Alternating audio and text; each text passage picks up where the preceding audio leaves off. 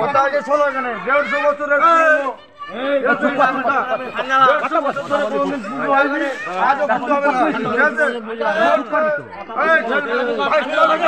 আপনার 24 ঘন্টাও লাগবে না, 24 ঘন্টাও লাগবে না। 150 বছরের পুরনো মসজিদ, এখানে কোনো হিন্দুদের কোনো অনুষ্ঠান হয় না। আপনি কি এখানে সরকার পেয়েছেন? গাড়ি ভরে দেবো আপনাকে। পশ্চিমবঙ্গের আর পশ্চিম বাংলাদেশ হতে বাকি রইল কোথায়?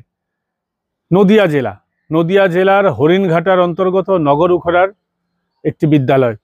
সেখানকার বিদ্যালয়ের টিচার ইনচার্জ সরস্বতী পুজো করতে চেয়েছিলেন, কিন্তু সেই সরস্বতী পুজোয় বাধা দিলেন কে? আলিমউদ্দিন মণ্ডল।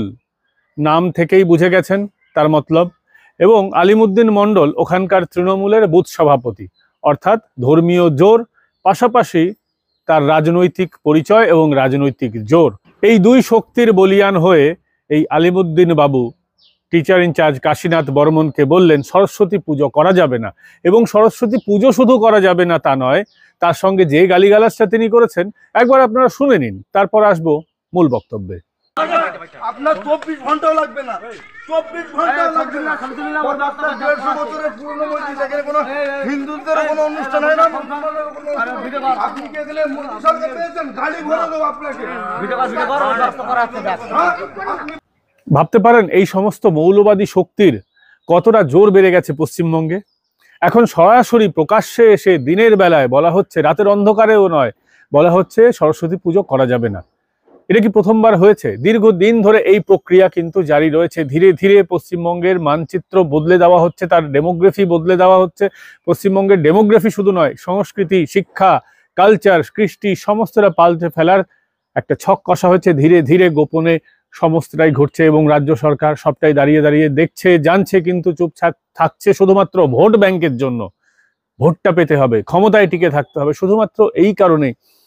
পশ্চিমবঙ্গে আপনাদের মনে করিয়ে দেব, এটা প্রথমবার নয়।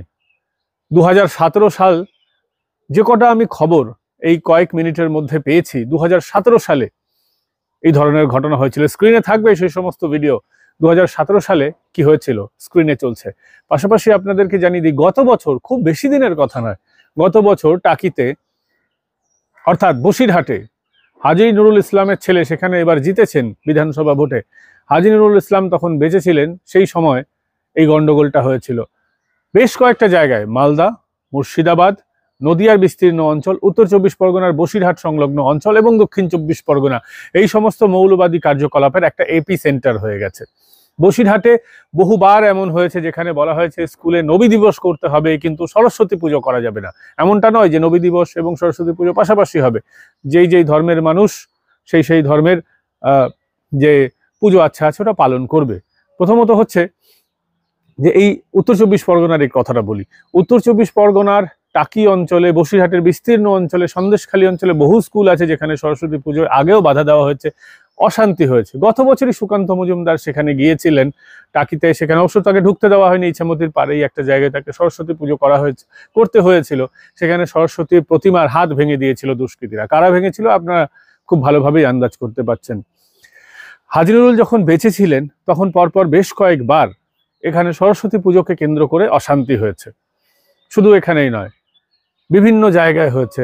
এমনকি হাওড়ার বিস্তীর্ণ অঞ্চলেও বেশ কয়েকবার এই ধরনের অশান্তির আমরা সম্মুখীন হয়েছি। কেন হচ্ছে আপনারা সকলেই জানেন।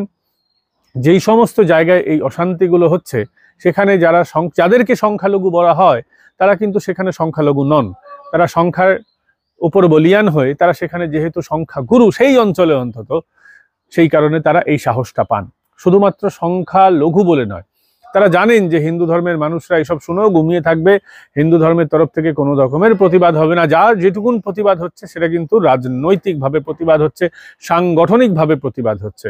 হিন্দু ধর্মের মানুষ নিজের হিন্দু পরিচয় নিয়ে কখনোই এই ধরনের অপকর্মের যারা করছেন তাদের বিরুদ্ধে বলিয়ান হয়ে তারা কিন্তু সেখানে প্রতিবাদ করতে যাচ্ছেন না, তারা ঘুমিয়েই থাকছেন। শাসক দল কখন কি করবে, বিভিন্ন যারা এজেন্সি আছে যেরকম পুলিশ প্রশাসন, তারা কখন কি করবে তার জন্যই তারা বসে থাকেন তাদের অপেক্ষায়।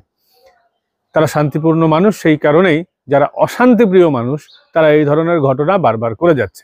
আপনারা দেখবেন ঠিক পুজোর আগে বিভিন্ন সময়ে মূর্তি ভেঙে দেওয়া হয়। এই মূর্তি ভেঙে দেওয়ার কনসেপ্ট অতি প্রাচীন। বেশ কিছু ধর্মগ্রন্থে এর বীজ লুকিয়ে আছে, সে বিষয় নিয়ে পরে আলোচনা করা যাবে, কিন্তু আপনারা সকলেই বুঝতে পারছেন আমি কি বলতে চাইছি। তো ঠিক সেই কারণেই দেখবেন বিভিন্ন জায়গায় এই অশান্তি হচ্ছে এবং স্কুল মাস্টার আতঙ্কে আছেন। তিনি বলছেন সরস্বতী পুজো কিভাবে করব বুঝতে পারছি না। এবং ভাবুন তো, এই ধরনের ঘটনা হওয়ার পর যখন পুজো হবে তখন সেই ছাত্রদের মনেও কতটা আতঙ্ক কাজ করবে। এটাই কি পশ্চিমবঙ্গের সংস্কৃতি? বাম আমলেও তো বিভিন্ন ধরনের অশান্তি হয়েছিল, কিন্তু এই ধরনের এত গন্ডগোল আমরা কি দেখেছিলাম? তখন সরকার সরাসরি অন্তত পার্টির স্তরে তার যাদের নেতা ছিলেন তারা একটা মীমাংসার চেষ্টা করতেন। কিন্তু এখন কি বলছেন? কুণাল ঘোষ বলছেন সেখানকার দলীয় নেতৃত্ব ঠিক করবেন, অর্থাৎ সেখানকার দলীয় নেতাদের মনোভাব যেটা হবে সেটার উপরে তিনি ছেড়ে দিয়েছেন। অন্যায়কে অন্যায় এবং ন্যায়কে ন্যায় বলার সাহসটুকু তৃণমূলের মুখপাত্রদের কাছ থেকে আমরা পাচ্ছি না। কুণাল ঘোষ তিনি তার ধর্মীয় অস্তিত্বটাকে সম্পূর্ণ বিসর্জন দিয়ে তিনি বলছেন সেখানকার নেতৃত্ব বলবেন। আচ্ছা, সেখানকার নেতৃত্ব যদি দেন যে হ্যাঁ এটা করে ঠিক কাজ করা হয়েছে, তিনি মেনে নেবেন?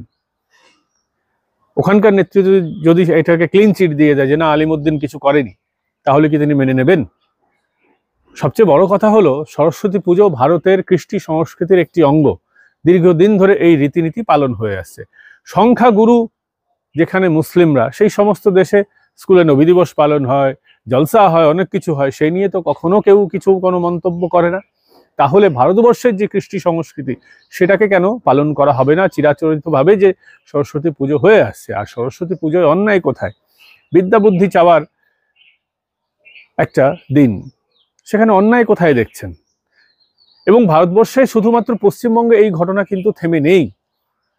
যোগীর রাজ্য উত্তরপ্রদেশ, সেখানেও আমরা দেখছি একদল দুষ্কৃতী যারা কুম্ভ মেলায় যাচ্ছিলেন, সেই গাড়ির উপরে, ঝাঁসি থেকে সেই ট্রেনটি আসছিল সম্ভবত, সেই ট্রেনের উপরে পাথর নিক্ষেপ করলেন, ট্রেনটাকে ভাঙচুর চালালেন। যোগী রাজ্যে যোগী আদিত্যনাথের উপর আমাদের এইটুকু অন্তত ভরসা আছে যে দুষ্কৃতীদের খুঁজে বের করে তিনি ঠান্ডা শায়েস্তা করবেন। কিন্তু পশ্চিমবঙ্গে যে সংস্কৃতিটা দেখা যাচ্ছে, যেটা আমদানি হয়েছে, সেটা কিন্তু ভারতবর্ষের বিভিন্ন জায়গায়ও দেখা যাচ্ছে। আমার বলার বক্তব্য এইটুকুই যে শুধুমাত্র এই জেহাদি দুষ্কৃতীরা পশ্চিমবঙ্গে সীমাবদ্ধ রয়েছেন তা কিন্তু নয়। এবং এটা কিন্তু একটা প্যাটার্ন লক্ষণীয়। কিরকম সেই প্যাটার্নটা হচ্ছে, ভারতবর্ষে যখনই হিন্দুদের বিভিন্ন অনুষ্ঠান হয় তার আগে মৌলবাদী শক্তিরা সেই হিন্দুদের এই সমস্ত ধর্মীয় অনুষ্ঠানকে ব্যাঘাত ঘটাবার চেষ্টা করে। গোধরা কাণ্ড নিয়ে আমরা এত কথা বলি, গোধরায়ও কিন্তু করসেবকদের উপরে চড়াও হয়েছিল দুষ্কৃতীরা। পরে সেই সময় কংগ্রেসের প্রশাসন থাকায় ন্যারেটিভ পুরো বদলে দেওয়া হয়েছিল, একটা দাঙ্গার পর্যায়ে নিয়ে যাওয়া হয়েছিল এবং হিন্দুদেরই দোষারোপ করা হয়েছিল, এমন একটা ন্যারেটিভ সৃষ্টি করা হয়েছিল। কিন্তু আজ তো পরিষ্কারভাবে সিসিটিভির জমানায়, সিসিটিভির দিন, সরাসরি দেখা যায় কি হচ্ছে। বন্দে ভারত এক্সপ্রেস, এই মৌলবাদী শক্তিরা ভারতের অগ্রগতিও পছন্দ করে না। বন্দে ভারত এক্সপ্রেস সব থেকে দেখতে সুন্দর ট্রেন, অনেকেই বলেন। বন্দে ভারত এক্সপ্রেস ফুলি এসি দেখবেন হঠাৎ করে বিভিন্ন জায়গায় মৌলবাদী শক্তিরা যেখানে অ্যাক্টিভ আছে সেখানে তারা পাথর ছোড়ে। এবং এই ট্রেনও তার শীততাপ নিয়ন্ত্রিত কামরা, যেটাকে আমরা এসি কামরা বলি, সেখানে দেখা যাচ্ছে পাথর নিক্ষেপ করছে। এবং একদম প্রি প্ল্যান্ড ভাবে একদল দুষ্কৃতী মিলে এই ঘটনাটা ঘটিয়েছে। পরপর ট্রেনের উপর হামলা কেন হয়? ট্রেন সরকারি লক্ষ্যবস্তু, যেহেতু সরকারি জিনিস, তাই খুব সহজে এটাকে টার্গেট করা হয় যাতে সরকারের উপরে একটা প্রেশার সৃষ্টি হয়। এবং বিভিন্ন জায়গায় আমরা দেখতে পাচ্ছি যখনই হিন্দুদের অনুষ্ঠান হয় ট্রেনে পাথর নিক্ষেপ করছে। একবারে ভয় দেখানো হচ্ছে হিন্দুদের, তাদের ধর্মীয় কাজকর্ম যাতে না করতে যায়, তারা তীর্থ না করতে যায়, তার জন্য। এই প্যাটার্নটা কিন্তু একেবারে পরিষ্কার। এতে কোনো দ্বিমত থাকা উচিত নয় যে এই দুষ্কৃতীদের ধরে তাদেরকে আরো কড়া শাস্তি দেওয়ার ব্যবস্থা করা হয়। শুধু তাই নয়, এই শাস্তি বিধানেও বদল দরকার। এই ধরনের ঘটনায় ছোটখাটো শাস্তি থাকা উচিত না, আরো বড় ধরনের শাস্তির কিন্তু বিধান করতে হবে সরকারকে। কিন্তু এটা বুঝতে হবে যে ভারতবর্ষের উপরে গজবায় হিন্দ, কখনো গজবায় পশ্চিমবঙ্গ, এই ধরনের ডেমোগ্রাফিক্যাল চেঞ্জ বা ভারতবর্ষকে একটা ইসলামিক কান্ট্রিতে পরিণত করার যে চেষ্টাটা চলছে, তাতে কিন্তু ঘরের ভিতর থেকেও মদত আসছে। এবং এই সমস্ত রাষ্ট্রবিরোধী শক্তিকে চিহ্নিত করার ভীষণ প্রয়োজন বলে আমরা মনে করছি। আপনাদের এই বিষয়ে কি মতামত আমাদের কমেন্টস করে জানাতে পারেন। ভিডিওটা ভালো লাগলে লাইক করতে ভুলবেন না, পাশাপাশি যারা প্রথমবার চ্যানেলে এসেছেন সাবস্ক্রাইব করে নিন এবং বেল আইকন প্রেস করে দিন, যাতে ভিডিও নোটিফিকেশন আপনাদের কাছে সঙ্গে সঙ্গে চলে যায়। এই ধরনের ইন্টারেস্টিং ফ্যাক্টস অ্যান্ড ফিগার্স নিয়ে ফের আপনাদের সঙ্গে দেখা হবে। আপনারা দেখছেন পলিটিক্যাল ডেইলি।